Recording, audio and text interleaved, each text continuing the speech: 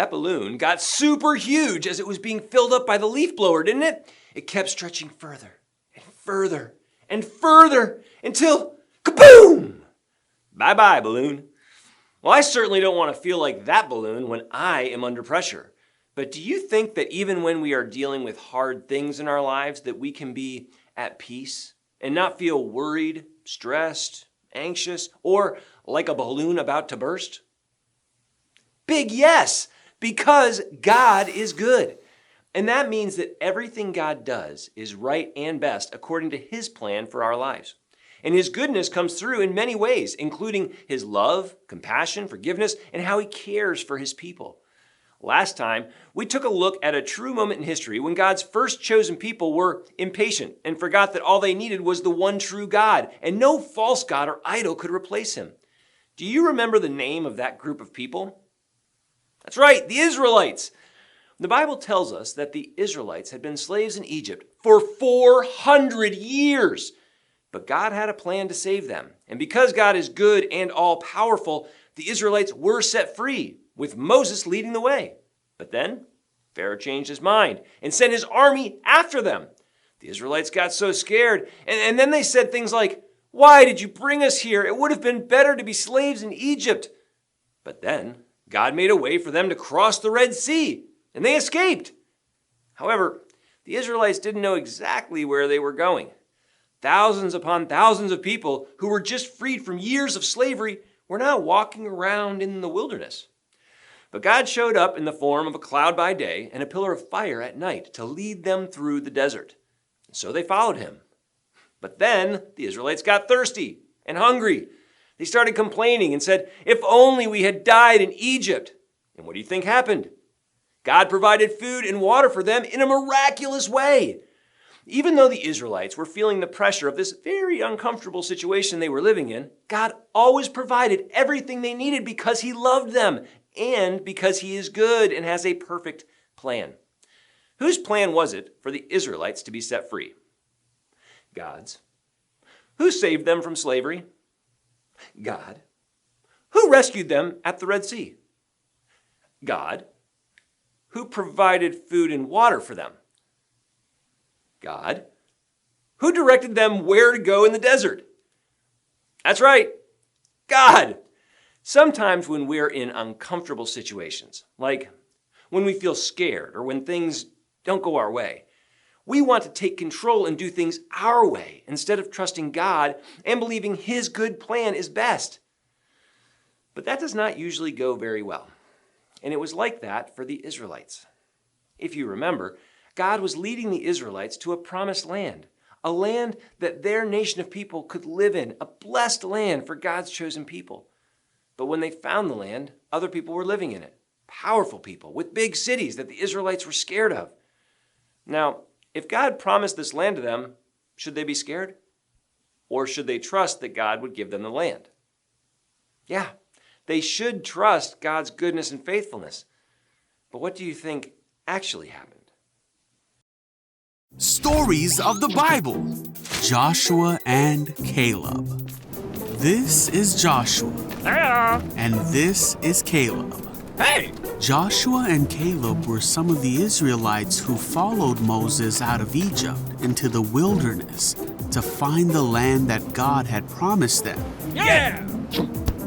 Come on! Sometime after that, God told Moses to send out men to explore the promised land, which was called the land of Canaan. So Moses sent a leader from each of the 12 tribes of Israel, and Joshua and Caleb were among them. Moses told them to go see what the land was like and find out if the people living there were strong or weak. He told them to bring back a report of all they found. Yeah, let's do it! So the 12 men went and explored.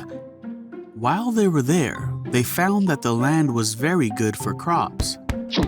Look at this! They found a single cluster of grapes that took 2 men to carry. That's good! After 40 days, they returned to Moses and showed them the fruit they found. They said it was a land flowing with milk and honey, and that it was a good land. But they also said that the people living there were powerful and that their cities were strong. They even saw giants there. But Caleb said, "Let's go at once to take the land. We can certainly conquer it." Come on! But the other men who were with him disagreed and spread the bad report all throughout the Israelite camp. This made the Israelites cry all through the night. They told Moses and Aaron that they wished they had died in Egypt or in the wilderness and asked for a new leader who would take them back to Egypt. Moses and Aaron fell face down on the ground. Joshua and Caleb tore their clothing.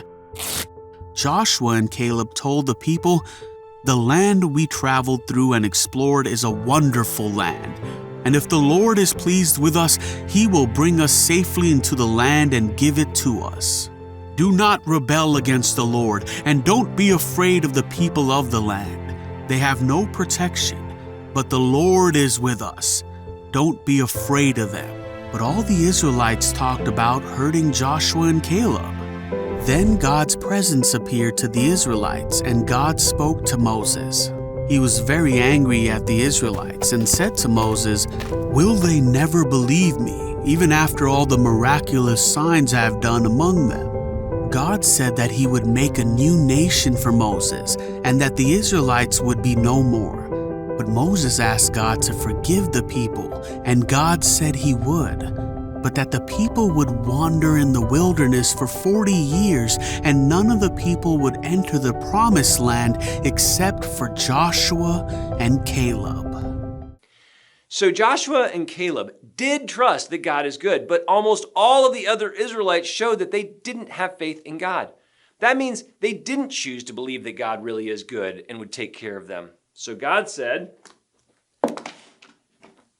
"Will they never believe me, even after all the miraculous signs I have done among them?" That's found in Numbers chapter 14. God really wanted them to trust that He was and always will be good.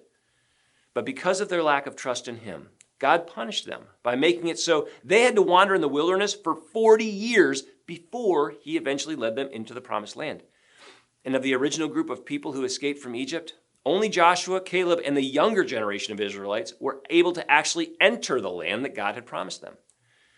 You know, the Israelites went through a lot of terrible things, and we are all going to go through hard things in our lives that make us feel like we are under pressure. Someone we love may die, a friend may treat us unfairly, a pet may get really sick, or our family may run out of money for a while. But who is always good through it all? God is, even when we are under pressure. Repeat after me. God is good. So yeah, life can be tough sometimes, and you will be tempted to not trust God's goodness when you are feeling scared, worried, or unsure. But have faith in God and be encouraged, because God is good. Even though God had to correct His people for the bad choices they made, He still loved them and took care of them. Not only can we see the times when Israelites struggled, but we can see the amazing moments when God blessed them. And that is true in our lives as well. Remember that God is way bigger than us. We are created beings, but He is the creator. Sometimes we forget that God is good and knows what's best for us, and we try to take things into our own hands. Kind of like this.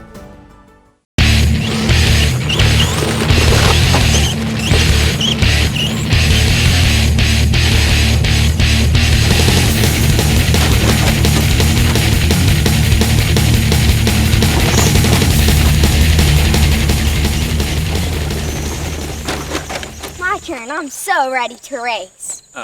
Listen, hang on just a second. Let me show you a few things on how to race this, okay? No, I want to race it on my own. I know, but you haven't really raced this kind of car before, and I've done it a load of times, so I can show you exactly what you need to do. I'll be fine. Well, I still think you need to practice a little bit, or else. I don't want to practice. I want to see what this thing can do. So, the first thing you're going to want to do is... I want to do this. Yeah, look at me go. Hudson, hang on. You're going to want to slow down here. I don't want to slow down at all. I want to go faster. Hudson, you're going to crash. You need to stop. Can I have the controller? No, I want to control it. Oh, come on. Oh no! Oh man, that did not go well. But whether we choose to trust and obey God or not, He is still good. Nothing we do or do not do can change that about God. And because He is good, He will sometimes allow us to go through hard things to show us what corrections we need to make to be right with Him again and follow His plan for our lives. And because God is good, He can also choose to show us mercy by not giving us the consequences we deserve. And that can help us get back on track with following God instead of crashing and burning like that remote control car. So let's remember that God is good. Say that with me. God is good. Yes, He is, now and forever.